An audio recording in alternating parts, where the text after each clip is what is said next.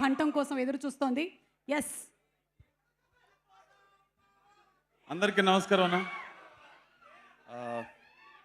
ఈ మొత్తం టిల్లు జర్నీ ఏదేనా ఏమన్నా ఉందా? స్టేజ్ మీద డైరెక్ట్గా వచ్చి మాట్లాడాలంటే నాకు కొంచెం భయం ఉంటుంది. ఎనర్జీ డ్రింక్ ఏదో ఇస్తానంటాడు అన్న.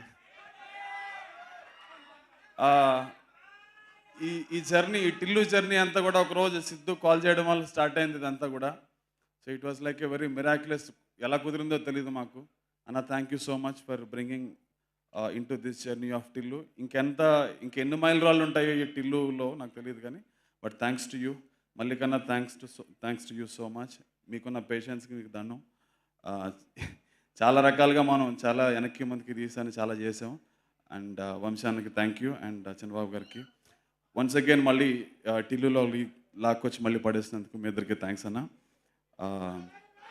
అందుకన్నా ఏం లేదు నా దగ్గర పెద్దగా.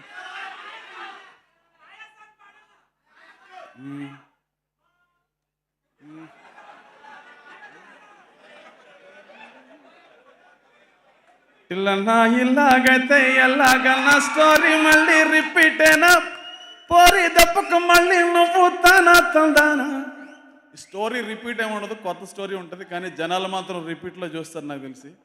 So it is gonna be multiplied fun for every one.